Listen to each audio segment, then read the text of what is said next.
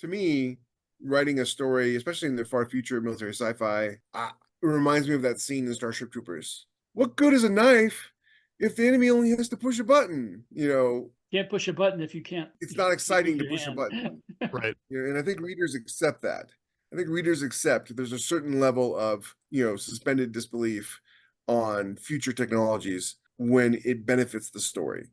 So yeah, you can have AIs run everything, and you can have robots, and you could have complete 100% automation, and your entire book could be two guys in a room, looking at pictures of people they're about to kill with the drone. Exciting stuff. Troopers fall through an endless sky. Military sound and science fiction contest.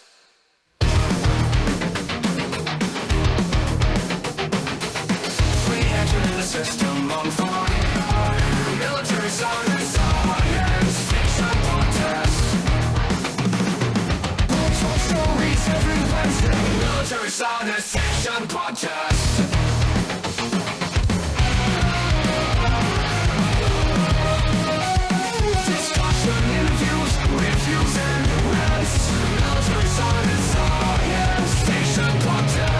Welcome to the Military Science Fiction Podcast. We are three veterans today who are crazy enough to become writers, and we're here to talk about what makes great military SF, the greatest niche within a niche of any fiction. More niche than we've said ATF. Green line burritos. Green line burritos. Doritos. What are those? Oh, green lime Doritos. Okay. Yeah, those are pretty niche. On board today is Rick Partlow, author of more than 70 novels, including Contact Front and the Drop Trooper series. Jeffrey H. Haskell, author of the Grimm's War series, as well as the Wraith and Arsenal superhero series. Josh Hayes is not with us today, although he does awesome things with Athon Books. And I am James S. Aaron, author of the An 14 Sentience Wars and Galactic Law series. So between the four of us, we bring I am the law. Sorry. I am the law. I know. And then now our friend Scott Moon has also written a Galactic Law type series. So we're all the law. Okay. Today, between the three of us, we still bring more than 100 novels written. Most of that is Rick. More than 30 years of publishing experience. And on the military side, we would probably be retired by now if any of us had stuck around. So join our Discord server and tell us how much you love us. Or hate us. Oh, yes. One of the things that we talk a lot about is what is military science fiction, what makes great military science fiction. But let's talk about the future of military science fiction. As I think about this, we have come to the end of the global war on terrorism to a certain extent, at least active U.S. involvement in places like Iraq and Afghanistan. And we're still apparently running around Syria and parts of Africa. But that is, I think as historians look back, that will be seen as a major, movement in at least the United States military activity.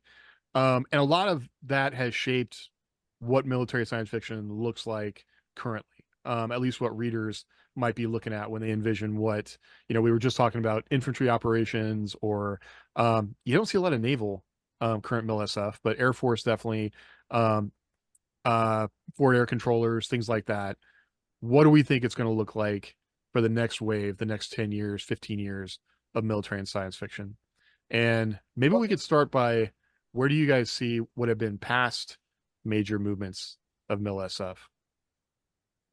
I think a lot of military sci-fi of the 70s and 80s was shaped by World War II and Korea and popular culture at the time, like Star Trek and Battlestar. And so therefore you got a lot of that sort of in the novels, in books, like Lana Harrington, and books like that. But then when we started doing active military operations in 2001, like continual, I think when in the indie, I think the first one I remember, the first indie book I remember reading that was MILSF was what's that guy's name? Ray.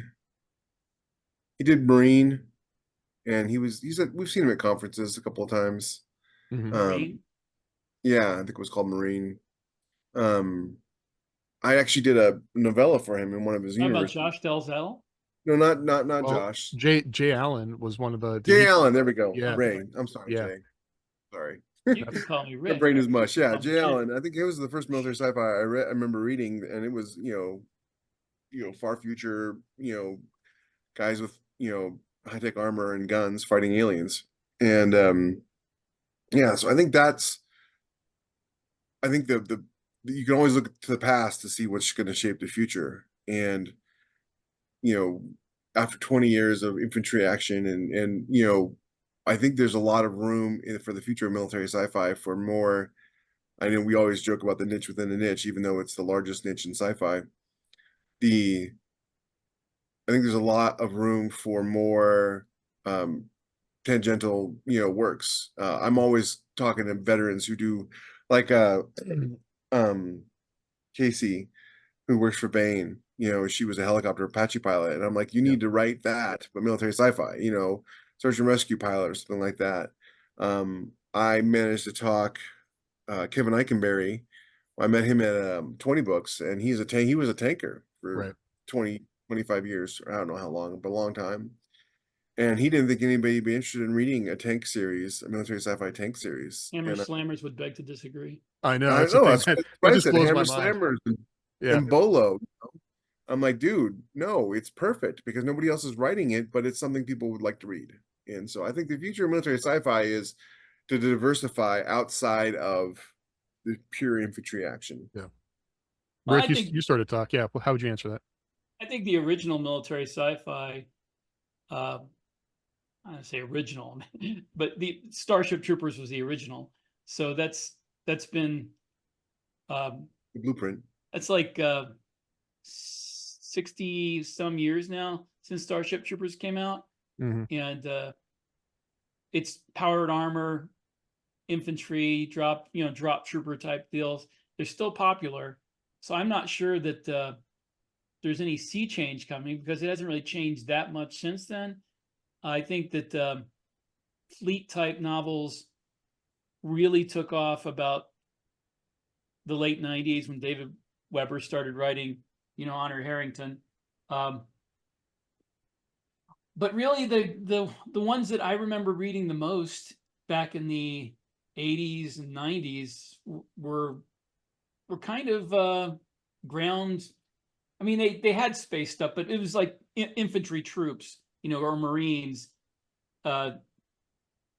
dealing, like some usually in powered armor, but sometimes not. But that's like the majority of MIL SF that I read through the years, starting way back in the 80s. I mean, Yeah. I'm sure there was some around in the 70s, but I wasn't reading it yet. And going all the way back to Jerry Pournelle and John Ringo and names escaping me, but the people I read back then, like William H. Keith. Back in the late 90s, you started to get the battle text novels, that, and it was all ground based, and the fleet side of things David took Drake. off. Yeah, thank you, David Drake. The fleet style novels took off with David Weber, and they've had a popular following, just like your Grimm's War has shown. But I feel like, as far as the number, I don't have the numbers in front of me. I'm not an expert on that, but I'm not sure you can get the numbers. I feel like if I looked at the percentages that the infantry ground troops have a greater percentage of military science fiction in the last 40 years than fleet. Well, everything stuff. we've fought has been infantry. It's like when I think about the types of readers that might have been really drawn to Honor Harrington, probably served in the Navy. And, I mean, still plenty of people serve in the Navy, but it doesn't get the kind of focus it did coming out of World War II. And maybe that could be something that will change. I mean, the Navy's been a huge part of current operations, but yeah, they don't get the same love, I guess. I think about like the sort of focus on special operators, and I'm kind of racking my brain trying to think of I can think of plenty of MILSF novels that I, reading them at the time, thought of as this is a Vietnam, story. But a lot of Cold War stories, I actually end up thinking of like Philip K. Dick, like writing about, two major powers clashing up against each other and people, that were military, but it wasn't the same type of what we currently think of as a military SF story, although those were people in the military. I'm trying to think of a Cold War type example. Well, there's a lot of Vietnam era Yeah. military science. I mean, what's his name? Forever War dude. Yeah, Joe Haldeman, Haldeman. Brian I kept Daly. wanting to say Harry. I kept wanting to say Harry Harrison, but that's not. No. Well, see, I read, in the 80s and 90s, I read, I mean, all the things you guys read, Haldeman's Forever War, and I mean, I've read Starship Troopers like 19 million times. Probably why I joined the Army. That was disappointed to find out there was no mobile infantry and power armor in the Army. Yeah, but I also read all the Star Trek novels that were, and you could debate whether that's military sci-fi or not. I think everything after Star Trek II, The Wrath of Khan, became more military-esque. And then also there were certain wings of the Star Wars novels, like the ones written by Michael Stackpole. The X-Wing series was very much military SF. Despite the fact that they were in X-Wings and it was in the Star Wars universe, they had ranks and they had, there were missions. The focus was on the people flying the X-Wings, not on the greater, battle of the Force and the dark side, light side, that kind of thing. And then, of course, again, also Michael Stackpole, who I got to meet once, and he's kind of introvert, but a nice guy. He's kind of what? He's an introvert. Yeah. He had a hard time talking to me. I could tell. I met him once at the Tampa Bay Comic-Con in 2017. He was at Dragon the year before last, and he teaches a bunch of classes at Dragon about being successful. And so I wasn't in one of them because I had a panel I had to go to, but I stopped by and just introduced myself and thanked him for his wonderful work, because I read his Battletech novels. Like, we used to have little get-togethers with my group of friends to find out what was going to happen next in the Federated Suns and stuff like that when his novels came out, because it was exciting. And so I read a lot of that spaceship fleet military sci-fi, as well as the ground and infantry stuff. And I guess because of Star Trek, I've always been drawn to spaceships and just how awesome they are. And of course, all that I feel like comes from Star Trek, and all that comes from Roddenberry's time in the Navy, and of course the near mythical levels of heroism seen on the Enterprise in World War II. So I kind of feel like that's always been there, but yeah, it's a niche within a niche, right? And it's also, it's more complicated to write because there's more of a focus on technology and interstellar travel and things like that. So I feel like the infantry fleet action is always going to be there. But what else is there for people to write? Right. That is an infantry and fleet action that could be popular.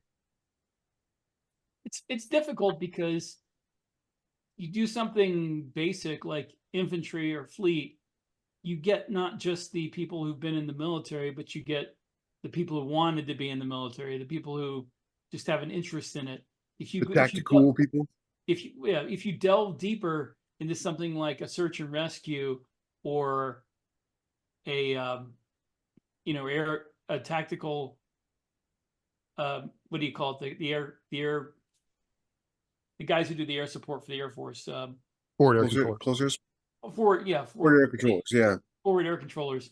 If you delve into deeper something like that, there's not going to be as many people who are familiar with the I don't want to say tropes because it's a real life thing, but the landscape. You definitely got to find ways to make it relatable. I mean, I'm thinking as we were talking about this, I was thinking about a book that I read last year, Mountain in the Sea by Ray Naylor, which I like octopuses. That's what drew me to it. It was a book about octopuses, but there's it has a very military aspect because they've got like a basically an AI that's protecting the island where the octopuses are, that is using drones. And I was like, as I'm reading it, I'm thinking, yeah, this is pretty believable, but it also just wasn't very satisfying, because like other conversations we've had about drones, like if the future of military activity is, more remote control of drones and robots, like that's just not that much fun to read about. And so I can definitely see that being an aspect, but I think you have to make it relatable. Like I was just reading that article I shared with y'all about that oil refinery fight in Syria, where the Russians or the Wagner group attacked a refinery that a U.S. Special Forces group was basically just kind of securing, and so it was some 500 Russians against, like, I don't know, 25 Americans plus That's such an American thing to do yeah, too. Syrian forces. But they were talking about how they had like one of the guys was a like a refueling specialist or something, and he's trying to reload. Like, they've got this super high speed auto tracking 50 cal, which I wasn't aware of those kind of mounts. Like, that was pretty cool. Isn't that But the XM something is it? with I haven't a the chance to go down the rabbit yeah. hole, 'cause I'd like It to almost learn more always about is it. the XM something. Yeah. Yeah, no, it's they came out a while ago, and they were actually supposed to go to wide release, but Really? they just ended up being too expensive. So I'm not surprised that the special forces are using them though, Well, because it basically was like a 50 cal with rangefinder, uh, and it could tell the bullets to explode above people's heads if they're using cover, that kind of thing. Auto mount, very aliens-esque with the auto guns. yeah. Well, let's smoke the Russian fighting positions. But the thing about the story, like, there's this whole sequence where the special forces guy that was, I mean, I don't know, I spent a bunch of time with a 50 cal, so it kind of surprised me that, he didn't know how to reload a 50 cal, but um they basically had to go through this whole thing where the SF guy was driving, the refueler was trying to reload it, couldn't do it, and so they had to switch, and the guy's like hanging out of the truck, reloading. It was just this amazing, like, I was like, man, I need to rewrite this in some way, because this is just amazing. But it was like a really good example of, okay, here's somebody that would normally be like, a Ford air controller is definitely combat arms, but somebody that might not be considered combat arms that's assigned to a unit, and now they might as well be. But that's where you can take those jobs that wouldn't be seen necessarily as in the fight, and they're definitely in the fight, which was a big lesson on global Yeah, war on you terrorism. can Like, do that for one book, but if you yeah, keep doing it over and over, then it's like you're that's trying to true. turn your non-combat guy into a combat guy, and so you might as well have just gone with the combat guy. Make him a combat guy. I know. But when I think about stories that are military experience stories, I don't know, I love little things like that you can insert into other um Yes and no. In 92, I was signal, right? Which is combat arms, but it's not infantry. It's not, I didn't go to infantry basic training. I went to, what do they call it? Well, we called it REMF, but I mean, like, I went to like Fort Jackson. I didn't go to Fort Benning. mhm. My son was artillery, and he went to Fort Jackson. Yeah, so everybody but infantry goes to Fort Benning, everybody else goes to. Yeah. If you're an Well, 11 series, you go to Benning, everybody else goes to Jackson or Polk or all Polk over or the whatever. place. And Yeah. yeah, Texas. And but one of my first so I came in a time where they were switching from the PRC 77s to the Singars, right? And so I was like, my first 2 weeks of 31 kilo school in Georgia at Fort Gordon was working on the PRCs. And then they're like, hey, who wants to be a 31 uniform? And I was like, me. and, and so they switched us over to Singar school because they were looking for people who had computer experience, who were young, and who could figure out these new radios that none of the older people begin to um could begin to understand.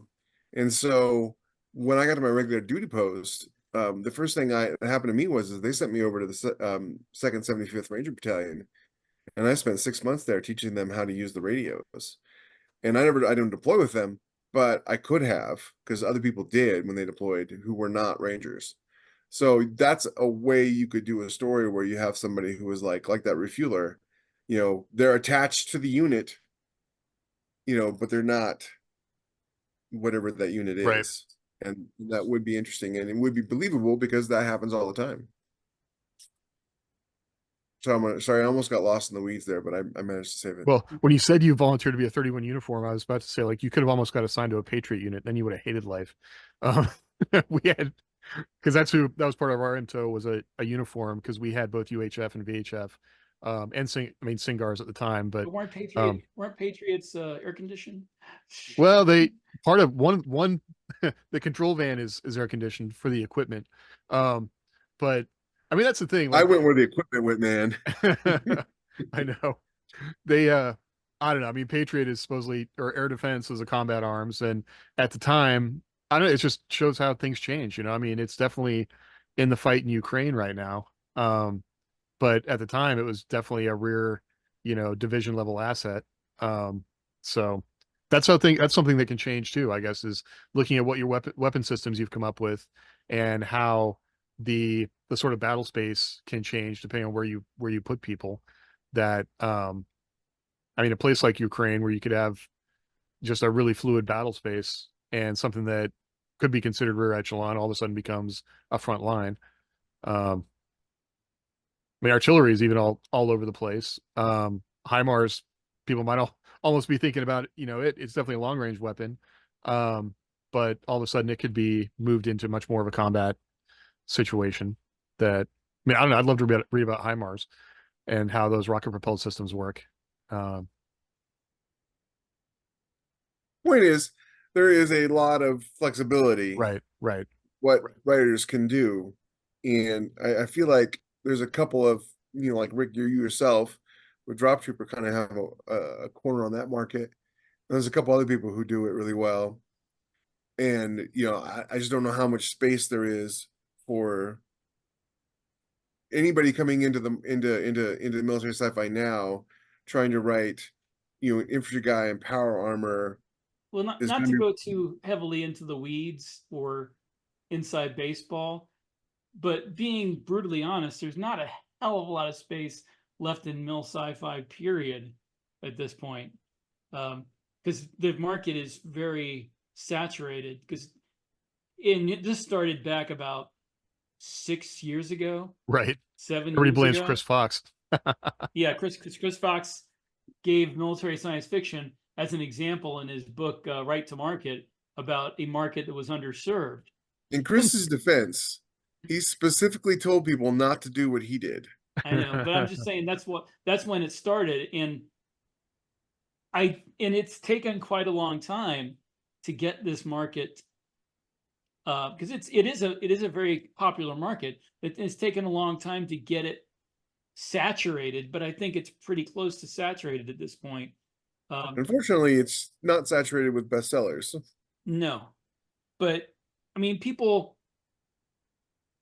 can have modest success writing good military sci-fi, but as Jeff was saying, if you just write the powered armor troops going up against aliens, you're going up against so many other people doing the same thing. So you better have some kind. I mean, I don't know that a gimmick, as far as the plot is concerned, is going to make the difference as much as perhaps a unique. It just needs to be an interesting spin Well, that isn't I low-hanging mean, fruit. yeah, it has to be good, but I mean, a unique attraction the fans have to you personally. Like you have a story that you get out there, like you were a former special operator, or you have like this really cool personal story that draws in people and makes them want to read your stuff, like Jack Carr. Right. That's what I was thinking of, like overlap to military thriller and how but that's just a bigger market. So yeah, that's a trad market, really. Which is why, indie market. which is really why I told Kevin, hey, I think a tanker series could find a place. And I told Casey, I think Search and Rescue, it could find a place. There is a place for these. Will you see like Drop Trooper levels of success or Robert Heinlein levels of success? Probably not. None of us will. But there is, to me, success is this job pays all my bills and I can put a little bit away and maybe one day buy a house, and a car, things like that. So like if you can, for most writers have a job already and they do this on the side. There's only a few of us who do this full time. As like I do this full time, Rick, you do this full time. Josh does it full time, but that's because he works for Athon. Right. So it's helpful for your publisher. And So for most writers, I think they don't need to see the same level of success that we need to see to be No, successful. true.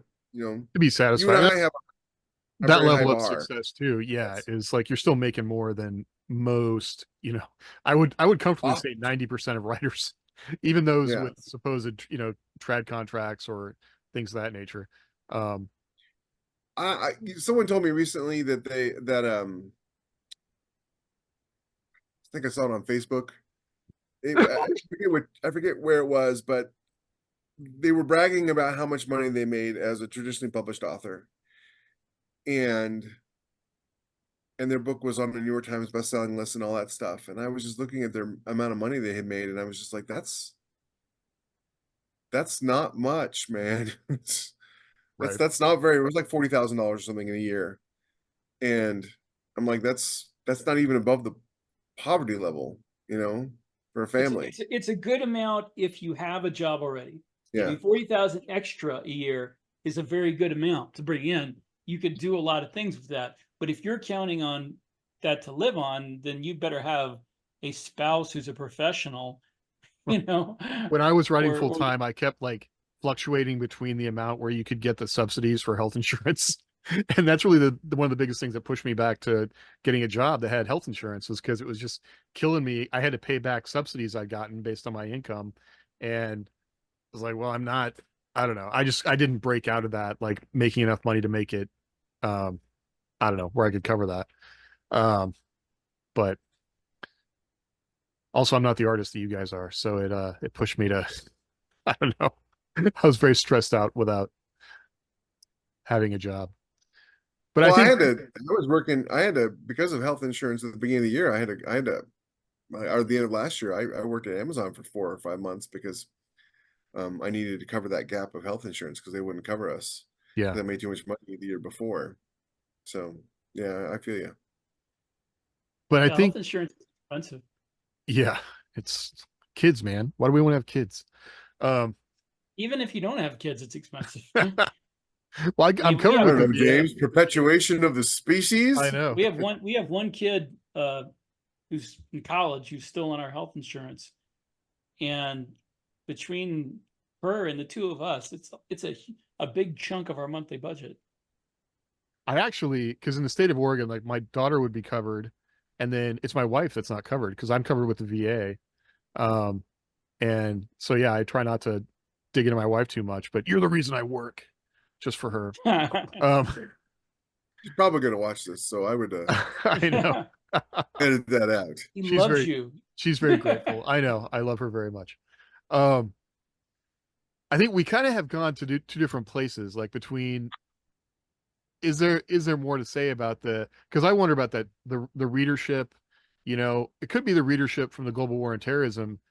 It could be really moving into that prime, because is it safe to characterize like a lot of the readership for military SF being like a 30 years up, 30 to 70, maybe, at least in the Amazon marketplace, Yes, if not older. absolutely. I think that And so, they hover around the mid-50s. yeah, The Mid back when I 50s white males. just did superhero stuff, um, I used to really I used to do posts and stuff for my readers and mhm, people in general, and Facebook would show you the demographics of the people who interacted with your posts, and it was exclusively 34 up yeah, white males, or 34 up exclusively, 70% men, 30% woman. It just it people talk about like writing for Gen Z or whatever, like they don't have money. They're not buying books. They're not reading books. Reading books is something you do when you get them from the library, Well, or speaking as you someone who has a Gen Z kid and who she does read, but her generation doesn't read ebooks as much as yeah. ours does Places for like some Royal reason. Road and well, yeah, but I mean, like, different my places. point is like they're not spending money on buying books yet. Yeah, They will eventually, but when you having money to spend on luxury items like books and going out to the movies and things like that is something that happens after you've established yourself. It's not something 19 and 20-year-olds are doing. It's like when it's kind of an off topic thing, but at one point Shadowrun got sold to somebody and the guy who bought it decided he was going to reinvent it for the younger crowd, and he reinvented it out of all the people who were playing it. So he reinvented it for an audience that didn't exist. So write for the audience that exists, not for the audience you want to exist. Yeah. Right. Well, and where I was going with that is that I Agreed. think those are people who will have experienced the global war on terrorism. So there's probably still a pretty good, amount of time to tell those types of stories. I mean, me personally, I get pretty tired of operator stories. It's like people think the only people that were doing anything in the global war on terrorism were, special forces operators, but um, it that story still seems to be a lot of people want to read it. Um, so I don't know. That I'm car just has thinking a about huge audience. it. Does. So that's just me whining. But then again, if you translated Jack Carr's books into science fiction, they wouldn't be military sci-fi. Yeah. Not in the military. The main character, he's not in the military anymore. But it's very military themed. It is, but I mean, it's not. I wouldn't call, if I read that in a sci-fi novel, I wouldn't call it military sci-fi. Which is very much a single person story. But I'll bet you it would rank in the military I'm sci-fi sure Amazon. it would. Yeah. I'm sure it would. It would be number one. But point being is that military sci-fi has a very specific audience. Well, that calls And- back to our other episode you should go watch if you haven't, which is Yes. military stories versus military science fiction, or stories with military characters versus Yeah, absolutely. actual military science fiction. Watch all the episodes. Hmm. We're getting to that point where But, we can like go there. I'll need to put a thing there. I kind of feel Yeah. like I read the first couple of Galaxy's Edge books and the Stormtroopers Without the Force books, Mhm. and I feel like they were very much operators. Even though they were a large unit, they behaved like operators, and I thought it was interesting. It was well written, and I enjoyed it. I'm not, I didn't continue reading just because one of the downsides of being an author is that you spend a lot of your free time writing. And so usually I'll only read a book one of a series anymore, unless it just really blows my socks off. Yeah, for the most part, I only read book ones just to get an idea of what's out there and what people are doing. And not really scoping out the competition, just sort of, staying relevant in this genre. You have to know what everybody's doing, and Are they doing not just something different or interesting? Which should tell you something, Rick, that I read the first 6 Drop Trooper books. Just FYI. Yeah. I don't read more than book one unless it blows my socks off. Well, I appreciate that.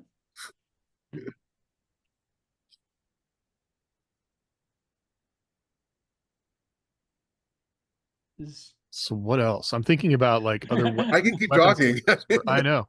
Well, I'm Well, other things we wanted to touch on, like ways of, because I was also thinking about, okay, as weapon systems change, we've talked about how drones aren't, super exciting to write about, but things like that will play a much bigger role going forward now that we're seeing them actively on the battlefield. I mean, first and foremost, there got to be human stories. Yeah. I mean, that's all fiction. Nobody relates to a drone unless the drone is essentially a human. like Bola. Like Bola, or the Galaxy's Edge guys wrote a really great story called Tin Man. It was a short story that I thought was really good. Probably the best thing. I question whether you could draw that out into a series. Yeah, it's true. But yeah, you could draw it down to a series if it was one of many characters. I mean, I Yeah. think drones Yeah, chasing that would work. humans is scary as hell. Like that's a great way to raise tension. But the drones couldn't be the main characters. No, but drones as part of what's happening to your characters. I just don't. I feel like we're at this place where we have a lot of automation, and the defense is not caught up to the offense. And when the defense does catch up to the offense, all that automation is going to go out the window. Someone's going to figure out long wave EMPs, or they're going to figure out. Well, I mean, Lockheed's already got the lasers to shoot the drones. We've had multiple drone attacks on U.S. Navy assets, and the Sea Whiz did just fine. Mm-hmm. Everybody, I know I was at a con last year, and everybody was freaking out about drone swarms, and it reminded me of the silkworm debate in the 80s. The Russian silkworm missile versus the aircraft carrier. why build a $1 billion aircraft carrier if a single, $1 million missile can take it out? It turns out it couldn't. Same thing with the drones. Like what was it, the JFK was attacked by drones, and the CWIS just took Yeah. them all out. When you first Nothing. said silkworm, I was thinking hacking attack, but yeah, No, the Russian silkworm Yeah. long range missile, they could launch it from 100 miles or whatever. yeah, And so I Yeah. feel like once the defense catches up to the offense, it'll even out a little bit. To me, writing a story, especially in the far future of military sci-fi, it reminds me of that scene in Starship Troopers. What good is a knife if the enemy only has to push a button? Can't push a button if you can't. It's not exciting to your push a hand. button. right. And I think readers accept that. I think readers accept there's a certain level of, suspended disbelief on future technologies when it benefits the story. So yeah, you can have AIs run everything, and you can have robots, and you could have complete 100% automation, and your entire book could be two guys in a room, looking at pictures of people they're about to kill with the drone. Exciting stuff. I wonder if the future of military science fiction isn't. I mean, you were saying before, like if you put the Jack Carr books into science fiction, they wouldn't be MILSF. But I wonder if that isn't really the future. Is kind of broadening what people call MILSF to include a little bit more of the adventure side of things. More space opera. I don't know. I feel like you're, I don't want to say cookie cutter, because that's kind of insulting, but you're by the numbers MILSF. I feel like the market for that, the readership for that, is wanting something more in their MILSF. They want a more compelling overall arcing theme, more than just one war story after another. I mean, a story I like a lot, and I'm trying to think of some examples, but like a military unit that is doing something that isn't necessarily military, but they use their skills and organization to solve the problem. Like which is could be an adventure story or something of that nature. I've always liked those kind of stories too, that kind of can move back and forth between adventure, discovery, mystery, a good sense of wonder, but they're using military methods. Look at what Onspach and Cole are doing with that that military fantasy portal series they're doing. Army Rangers in the Two Towers. Yeah. I mean, that's something totally off the wall and different, but it's also something new, and it's having some success for them. And not that you could, I'm not advocating introducing fantasy to your military science fiction, because that makes it a military fantasy, but maybe you introduce something off the wall, like, time travel, or like I did with Drop Trooper. Spoilers if anybody's listening who hasn't read it, but they get sent to another part of the galaxy, dealing with aliens nobody's ever encountered before and threats nobody's ever seen before, and they're doing this as one ship on their own, and that's not your classic military science fiction. But I felt like people needed to get away from, they needed to expand the horizons of that, because if I kept writing just one basically war scene after another, right, the story would have gotten stale. So I had to throw something else in. Now maybe that's just for me. Maybe that's not like the whole subgenre, but I feel like the numbers bear out that people want something a little bit more imaginative, expansive, Well, it kind of goes back to Star Trek. Like that makes me think of Star Trek Voyager, or Star Trek is not leaning. It's a military organization that is coming up against things that they're discovering, but you could definitely go further on the military side of it than just Starfleet. Yeah, for sure. And there's a lot of wiggle room Yeah. in military sci-fi. You know what I mean? Um, I'm the first one to tell you that I enjoy the cookie cutter. I like the cookies that come out of the cookie cutter. And I am more hardline on genres, I think, than anybody else, just because I know what happens when you start broadening the definition of a genre, it disappears. You know, and And it might. I feel part of feel like part of why Grimm's War was so successful is because I went back to what I felt like were the roots of military sci-fi, you know. And maybe that's my imagination. Maybe it's successful for a different reason. I like to think I know why it's successful, but you never know. Um, so I kind of feel like there's room for both, you know. There's room for that imaginative, kind of out there military experience, Stargate-esque, you know. There's room for the ragtag, fleet, Battlestar Galactica-esque. There's room for the submarine warfare in space. There's room for all of that. I feel like if you want to be in this genre and you want to be a writer in this genre, like you did with Drop Trooper, you've got to find an imaginative way to draw people in that isn't just the same thing rehashed. Because you're right. If you're just telling this book is about this war story, and this book is about that war story, and there's no overarching theme, the characters are the same characters over and over again, that's not something that's going to see you long-term success. People are notoriously bad at telling you why they like something. They'll tell you why they like something. They're just almost always wrong. What you have to do is figure out why people really like something. And a lot of it harkens back to how stories are told. No matter how many times people tell you that they want to see depraved, evil characters in their books, people really don't want that. You got one guy, Martin, maybe two guys. What's the other guy? Josh likes him. Joe Abercrombie. Yeah, Abercrombie and Fitch. Yeah.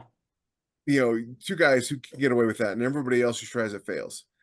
The vast majority of readers want to read about characters who are better than they are, or aspire to be better than they are. And especially when you're looking at war stories, there's a reason why you don't see a ton of stories about cowards and Right. I mean, cutthroats and things we like know that that. stuff exists. I mean, which Yeah. also could be kind of, Turn on the news.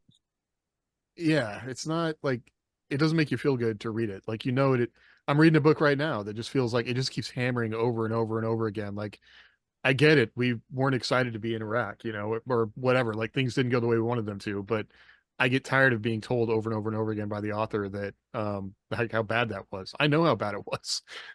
So I don't know. I also feel like sometimes this gets to a book, like who a book thinks its audience is and how much they need to be educated. And a military science fiction audience, I feel there's certain expectations they know. And so they're coming to it wanting to feel good about that experience. They don't need to be educated. I don't know.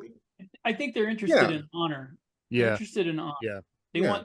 want characters who serve with honor, who have a higher code. And I think they may, like I say, be interested in expanding the horizons more than just your typical war story of one equally yoked, equally equipped army against another, in a giant war that's basically World War II being fought over again. But they do want characters who serve with honor, who have like the sense of duty and called out. responsibility. Yeah. No, it's not just you. I mean, I Drop Trooper, the first 4 books, that was basically the Pacific theater of World War II. That's what it was. And Ralph Kern wrote a series called The Great War, which is very consciously described as basically World War II being retold with military science fiction. And he comes out and says, this is World War II, so it's been done many times and successfully and unsuccessfully. But I think maybe people want something You have to find a way to capture the modern. I want to say that war was a purity of that war, but we definitely had the moral high ground in that war, and you have to find a way to, which we didn't have in subsequent wars. And I remember reading. I don't know if you guys ever read the Black Hawk Down book that the movie was based on. Yeah, I read it. Yeah, that guy could have spent the entire book talking about how bad leadership was and how horrible it was to be there and how they were just all evil people for being over there, but he didn't. He focused on the aspects of being a soldier that we aspire to be. There was a little bit of that stuff in there because that's part of life, but I felt like he went out of his way not to talk about the negative aspects of life in the military. And I think it's important to acknowledge the negative aspects of life in the military, but I think at some point all over the last 20 years, it became a lot of authors became their self-therapy to write books about how horrible it is to be a soldier and how evil humans are and blah blah blah. And I'm just like, there are no morally superior species. There's not going to be some alien species out there that's so much better than us. They're all just going to be species trying to survive. And I read a book. I was first book in a series. I never read any more in the series, obviously, but the guy who wrote it, I believe, was like a journalist, and If you got I want to say it was called Through Struggle to the Stars or something.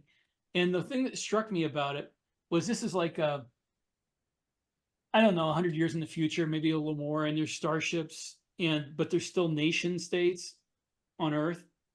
And it was amazing how you had the Brits, and you had the Japanese, which the Japanese having their own starships and being a world power again is so incredibly unlikely. But anyway, so you had all these different nations, and this guy made it a point that all of the crews and officers were more competent than the American ones. Like in the American ships, all the officers were poltroons and incompetent, and the British and the Japanese looked down on them. And I'm like, what are the odds that you go into space and the only incompetent officers are going to be in the American Navy, Space Navy or whatever, and everybody else is going to be like, and it's just like this was written, your bias is showing. yeah, this was written during like Iraq, Mhm. and you could tell that was coloring everything he was doing, and it's like I just wondered who's going to want to read this, because I didn't want to read it after the first book. It's you gotta understand your audience, and indie published military science fiction, you're not going to get very far writing that kind of a novel. No, and No, it's just no. not interesting. Like not everybody's incompetent. Competent people are, have a hard time in certain situations. And I we're inundated.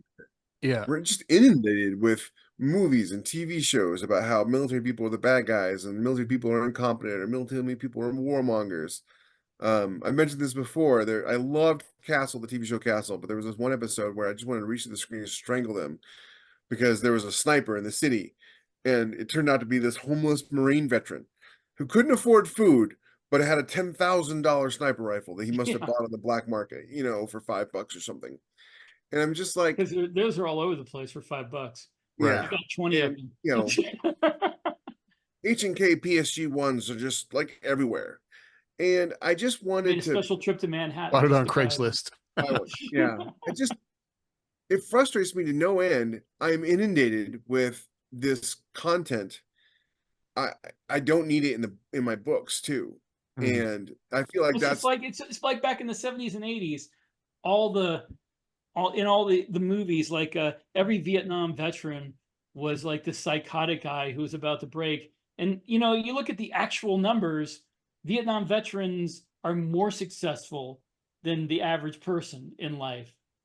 Not only were they not all, about, they weren't all psychotics Rambo. who were gonna start shooting people. They were business leaders. They were, politicians. They were guys who were successful in life.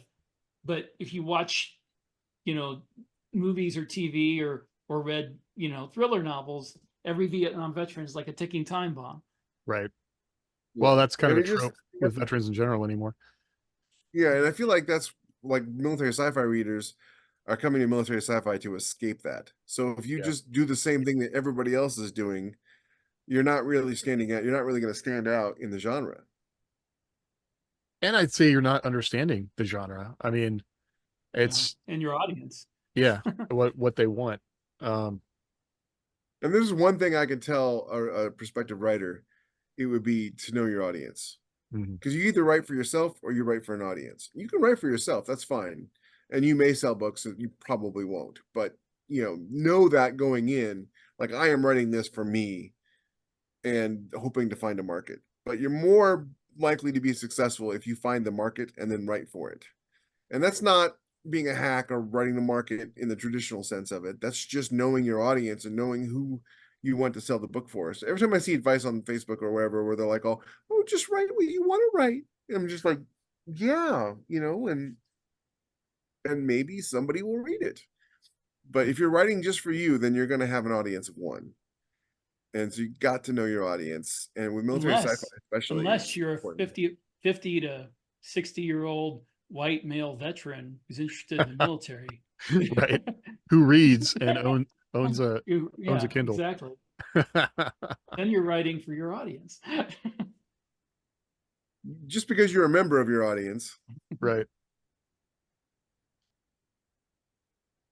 Well, I think that pretty much well covers it. So that was good. I like that. Yeah, this feels like one of those that we could come back to in pieces, but it's hard to encapsulate the whole. I don't know where it's going exactly. Well, I think the lesson we need to learn today is if you want to write military sci-fi, you need to be a 50-year-old male white man. Right. Dang it. No, anybody can write military sci-fi. You Yeah. just have to write it honestly and know who you're writing for. Yeah. The three of us happening to be in the same age bracket, is purely because we all served in the military at the same time and we all were interested in writing.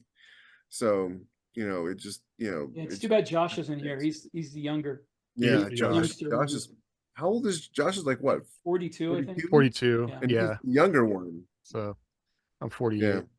I mean, I think in the military, I guess I would say that's one thing I'm always interested in reading other military perspectives too. Like I don't see a lot of it's a very kind of US centric, I guess, focus. I would love to read things. I mean, there's a lot of British, I guess, maybe, but I'm interested in reading stuff from like other completely different militaries. The book I'm reading right now has an Iranian officer who's kind of a stereotype, and it's frustrating. Because I'm like, I would like to know more about. I think part of the problem with that is you don't run into a lot of countries that have a pride in their military. That too. Most other countries, they look at France. France hates their military. They love their foreign legion. Russia, people aren't proud of the Russian military, so I think that a lot of it runs into, you get a lot of self-deprecation in writing, people from the countries writing about their military. It is not a military story. It's a story about why the military is bad. Yeah.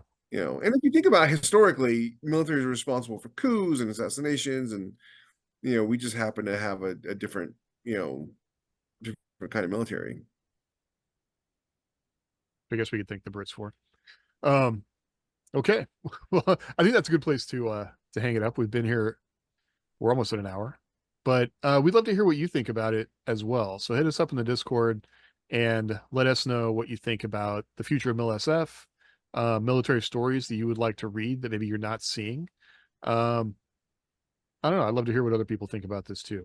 So yeah, absolutely. Let us know where we got right, what we got wrong. Be vocal. Be vocal. All right. Well, thanks for hanging out. We will see you all next time. All right. Lone troopers on a hidden jump gate, military science fiction podcast.